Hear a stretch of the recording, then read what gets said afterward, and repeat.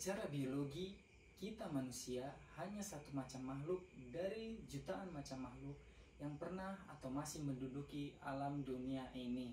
Pada abad pertengahan ke-19, Charles Darwin dan kolega mengumumkan teori mereka tentang proses evolusi biologi, yang mana menurut teori mereka, bentuk-bentuk hidup tertua di muka bumi ini terdiri dari makhluk-makhluk satu sel yang sangat sederhana seperti protozoa. Dalam jangka beratus-ratus juta tahun lamanya, timbul dan berkembang bentuk-bentuk hidup berupa makhluk-makhluk dengan organisasi yang semakin lama semakin kompleks. Dan yang terakhir berkembang pula makhluk seperti kera dan juga manusia. Dalam proses evolusi biologi yang membutuhkan waktu yang sangat lama, tentu banyak makhluk yang sangat sederhana telah punah dan mati dari dunia ini. Akan tetapi, banyak pula makhluk yang bertahan dan hidup sampai sekarang, yang mana yang hidup tersebut merupakan cabang dari bentuk-bentuk yang lama.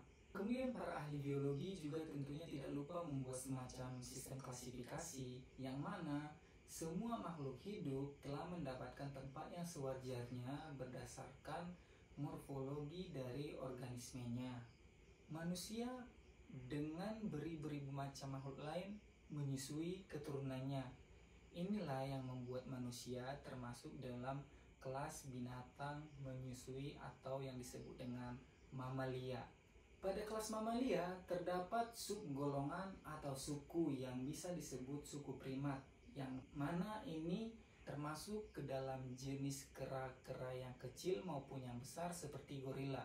Namun jauh sebelum pada era Charles Darwin dan kolega, tentunya para ahli biologi telah mengobservasi, meneliti berbagai persamaan antara makhluk manusia dan juga kera. Suku primat dibagi menjadi dua subgolongan. Yang pertama ada suku prosimi dan yang kedua ada suku antropoid.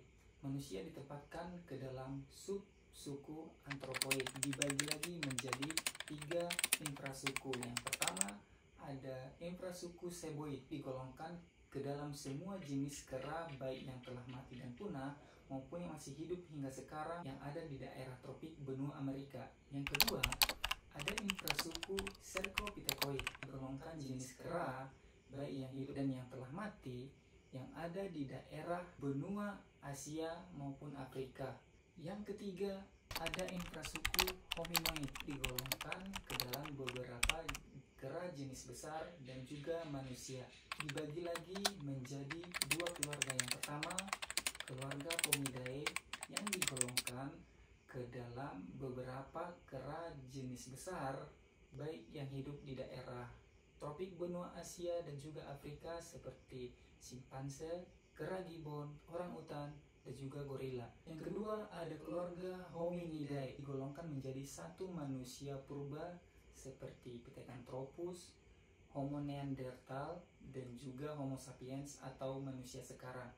Homo sapiens atau manusia sekarang lebih khusus terdiri dari 4 ras seperti Caucasoid, Australoid, Mongoloid, dan juga Negroid. Sekian konten kali ini.